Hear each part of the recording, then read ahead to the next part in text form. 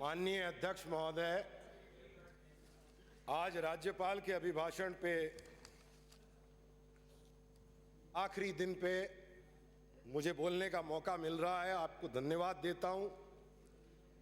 लेकिन माननीय घनश्याम जी तिवारी के बाद में मुझ जैसे एक नए व्यक्ति को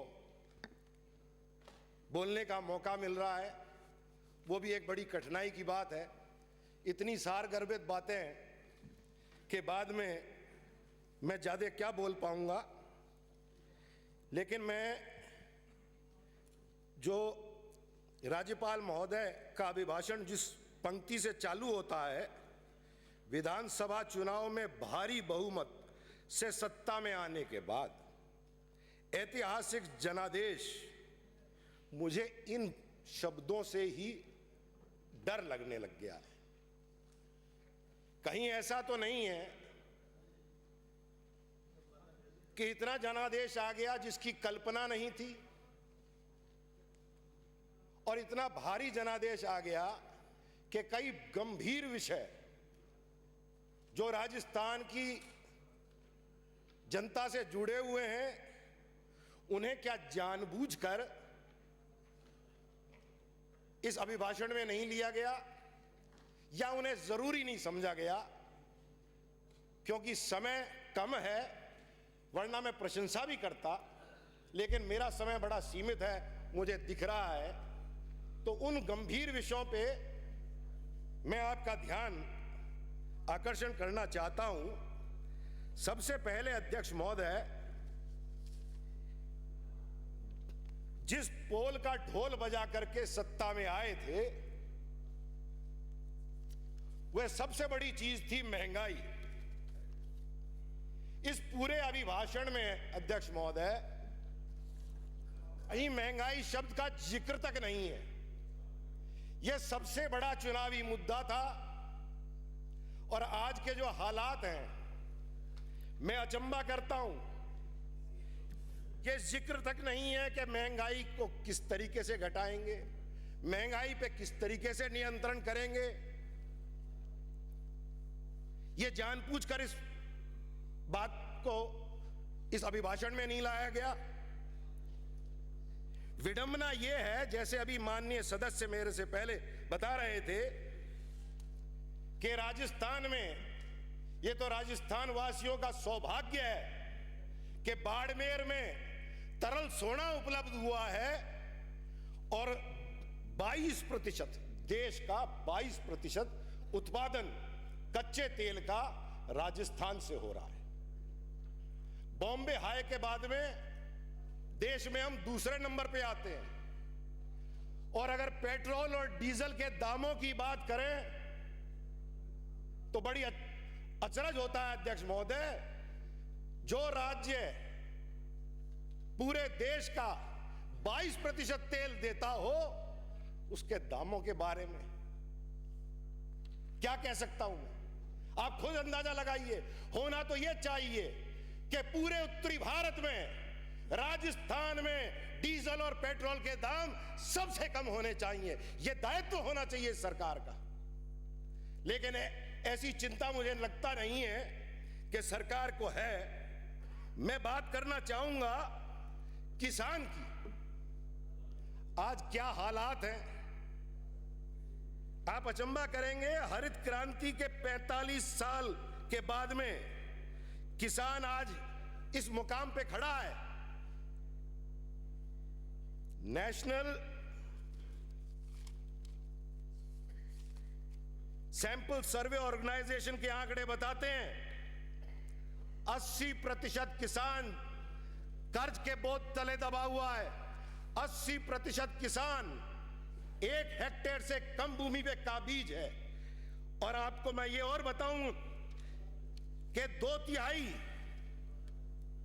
जो है जनसंख्या, वो खेती और किसान पे आधारित है।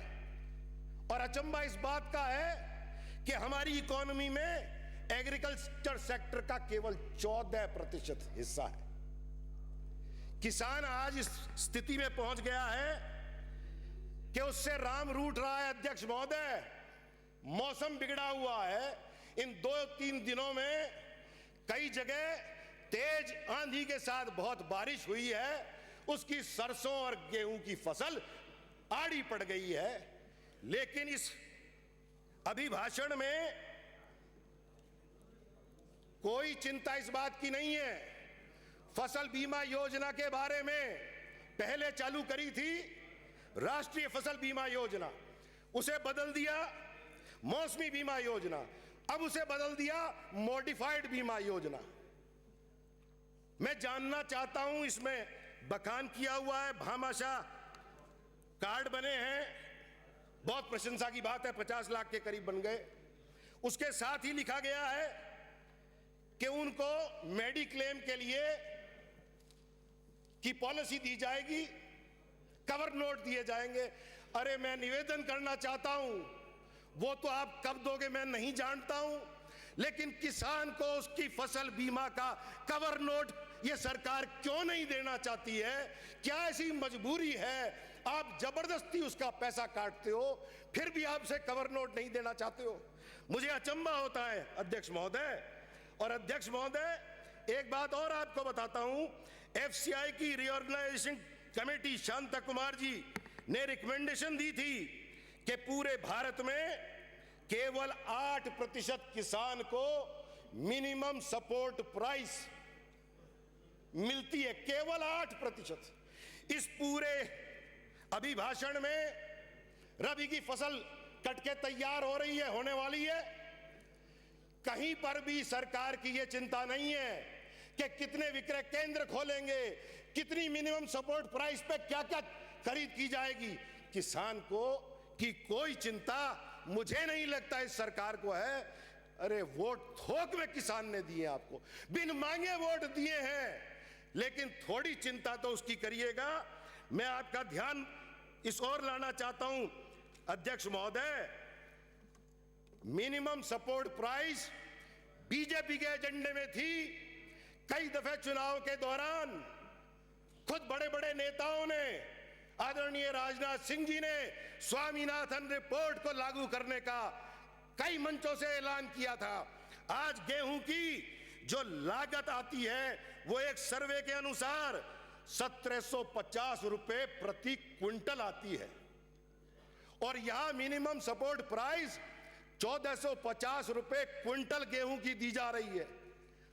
हर एक क्विंटल पे 300 रुपए का घाटा।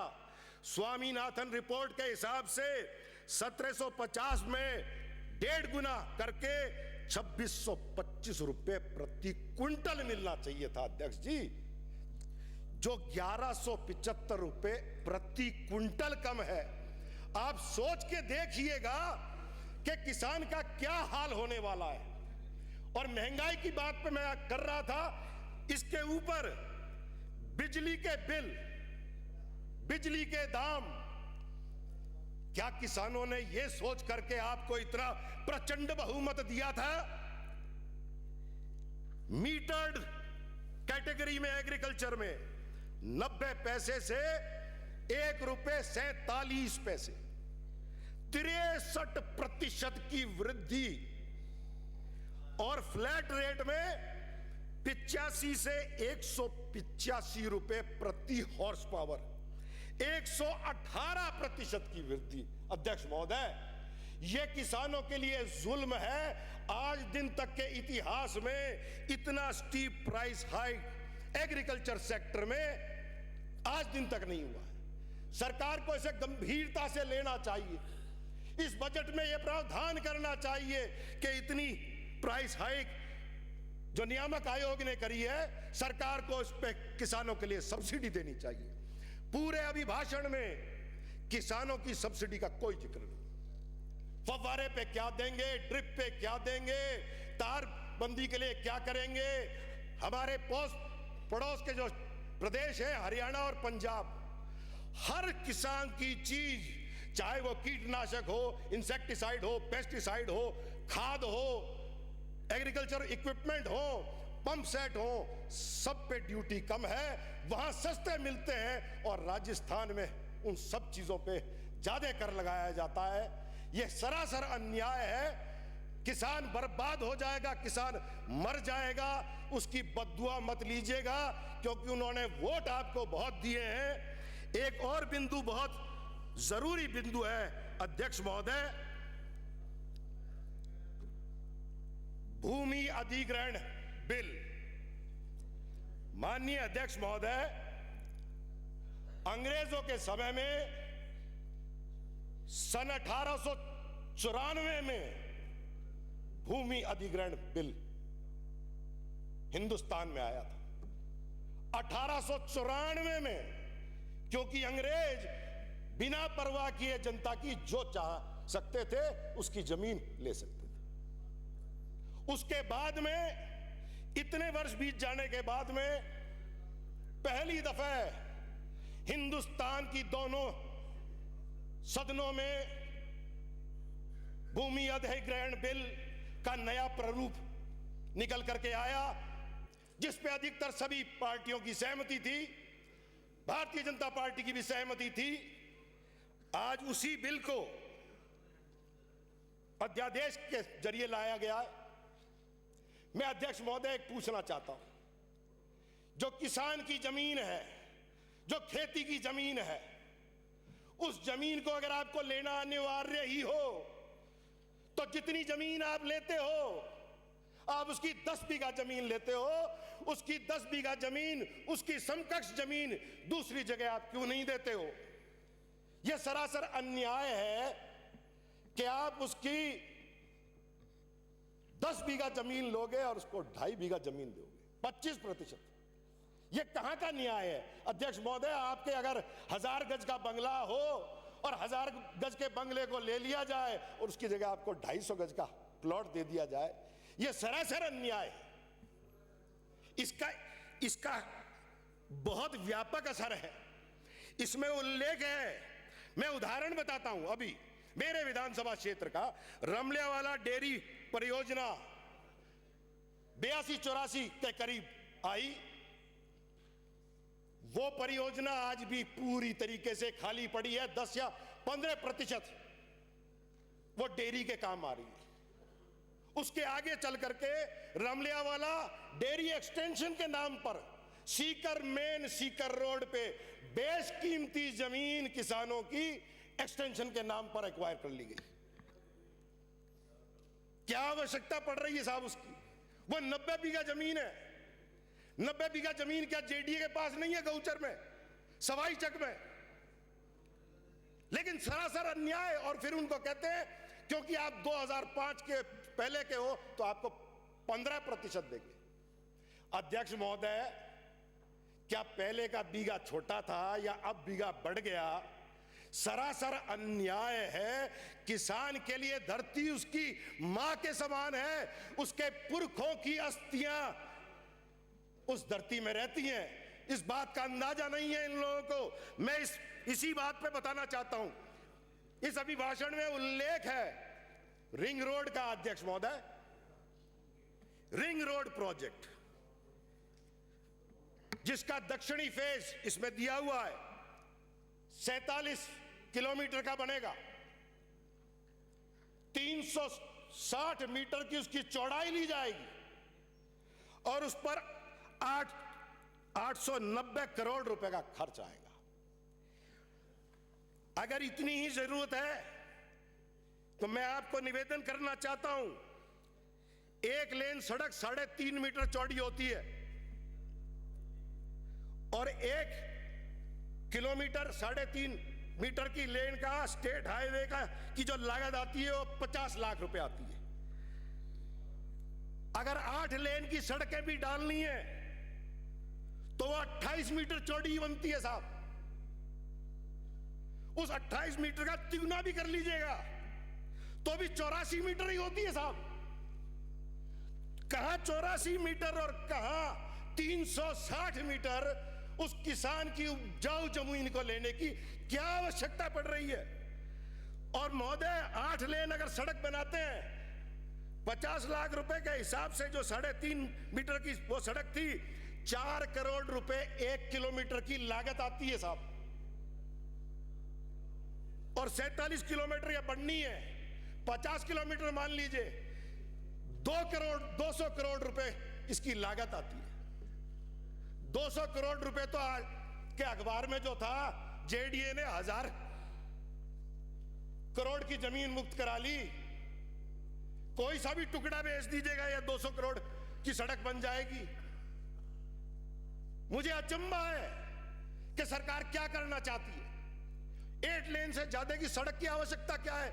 मैं सदन से माध्यम से भी मेरे भाई जो यहां विराजमान है उनसे भी पूछना चाहता हूं, वो मेरा मार्गदर्शन कर सके तो मैं किसानों को जाकर के आपका गणित भी समझा दूंगा। मेरे तो समझ में कोई गणित आया नहीं। इसी के साथ साथ मैं आपको यह निवेदन करना चाहता हूं कि इतना जोर क्यों लग रहा है इस भूमि अधिग्रहण बिल को। माननीय अध्यक्ष महोदय, पूरे हिंदुस्तान में स्मार्ट सिटियां बननी है। स्मार्ट, मुझे नहीं पता कितनी बननी है, 75 बननी है, 80 बननी है। वो स्मार्ट सिटी कैसे बनेंगी अध्यक्ष महोदय? वो किसान की जमीन पे ही बनेंगी। और उन स्मार्ट सिटियों में कौन रहेगा? धनाढ्य लोग रहेंगे, हाई फाई लोग बाग रहेंगे, क्योंकि वो बनेंगी स्मार्ट सिटियां। इसलिए किसान की जमीन की आवश्यकता है और इसीलिए इस कानून में बदलाव किया जा रहा है। अरे स्मार्ट सिटी जरूरी है या स्मार्ट गांव जरूरी है, ये आज ये सदन ये तो तय करके बाहर निकले। और वो स्मार्ट सिटियां बनाएंगे कौन? जो बड़े बड़े कॉर्पोरेट घराने हैं। आप हम जैसे तो बना ही नहीं, सोच ही नहीं सकते। छोटे मोटे कॉन्ट्रैक्टर भी नहीं सोच सकते। मैं नाम नहीं लेना चाहता हूं, लेकिन जितने मोटे कॉर्पोरेट घराने हैं वो इन सारी स्मार्ट सिटियों को बनाएंगे। और उनको अगर ये बनाने का मौका नहीं मिला तो चुनाव में जो 10,000 करोड़ 15,000 करोड़ खर्च होता है वो कहां से आएगा? ये विडंबना है। माननीय घनश्याम जी इसी तरीके की बातों पे प्रकाश डाल रहे थे। मेरा भी आपसे निवेदन है, इस सरकार को सद्बुद्धि आए, वो कम से कम ये तो महसूस करे कि ये घोर अन्याय करने जा रही है। भूमि अधिग्रहण जब तक आवश्यकता नहीं हो, जरूरत नहीं हो, उस किसान की सहमति नहीं हो, तब तक नहीं होना चाहिए। और होता है तो जितनी जमीन उससे ले रहे हो उसकी समकक्ष जमीन दूसरी जगह पे उसको दी जानी चाहिए। मैं एक बात और आपसे निवेदन करना चाहता हूं। किसान की बात थी, इसमें दिया हुआ है खाद की बहुत आपूर्ति हुई, बहुत खाद है, इतना वितरण हो गया। सबने देखा है अध्यक्ष महोदय, सबने टीवी पे देखा है, सबने अखबारों में देखा है। खाद के लिए किसान कई कई दिन तक लाइन लगा के खड़ा रहा है और तब भी खाद नहीं मिली, उसे पुलिस के डंडे पड़े हैं। ये क्या अन्याय, क्या आगे व्यवस्था होगी, क्या सोचती है सरकार? एक बात और अध्यक्ष महोदय, उसके बाद समाप्त कीजिए। बिल्कुल कर दूंगा हुक्म, थोड़ा सा मौका बस दे दीजिएगा। एक बात बोलिए आप। जी जी, एक और बिंदु पे मैं ध्यान आकर्षित करना चाहता हूं। इस पूरे अभिभाषण में कहीं भ्रष्टाचार पे अंकुश लगाने की भी कोई बात नहीं है। या तो सरकार यह सोचती है कि राजस्थान में भ्रष्टाचार सभी विभागों में खत्म हो गया, यह कोई मुद्दा ही नहीं है। यह बहुत बड़ा मुद्दा है अध्यक्ष महोदय। एक गांव वाला कहीं भी चला जाए, बिगर पैसे दिए उसका काम होता ही नहीं है। चाहे तहसील में चला जाए, चाहे कलेक्ट्रेट में चला जाए, चाहे थाने में चला जाए, चाहे किसी भी विभाग में चला जाए। लेकिन सरकार को सोचना चाहिए, इतनी प्रचंड बहुमत लेकर के आप आए हो, जनता को आपसे बड़ी उपेक्षाएं हैं। हम सब चाहते हैं, मैं साथ देना चाहता हूं उन सब मुद्दों पे, लेकिन कम से कम गंभीरता से तो सोचिएगा। अपनी बात समाप्त करता हूं। सिर्फ एक चीज और आपके सामने दर्शाना चाहता हूं, बिंदु तो बहुत हैं, लेकिन मैं जानता हूं, शिक्षा की बात करता हूं अध्यक्ष महोदय। अभी एक सर्वे आया है असर 2014 का, इससे पहले आया था 2012 का। ये एक ऑर्गेनाइजेशन है जो शिक्षा की गुणवत्ता और सारी चीजों के बारे में सर्वे करती है। सिर्फ 2 पंक्तियां आपको बताता हूं। असर 2014 के मुताबिक राजस्थान में 22.5% 8वीं के बच्चे 10 से 99 नंबर तक नहीं पहचान पाते। 52% बच्चे भाग नहीं दे सकते अध्यक्ष महोदय, और 77% बच्चे घटाना नहीं जानते। ये हालात है शिक्षा के।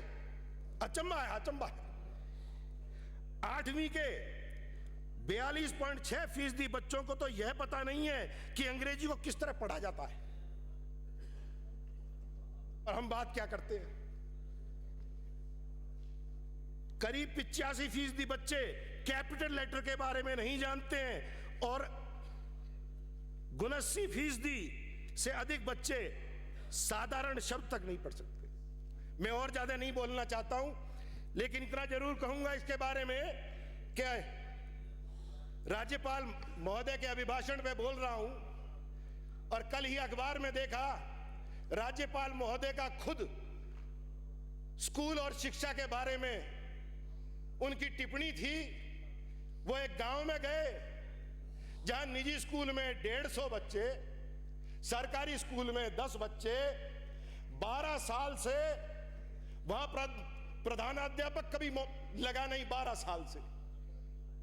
ये महामहिम राज्यपाल खुद देख के आए हैं। इससे ज्यादा और कुछ नहीं कहना चाहूंगा।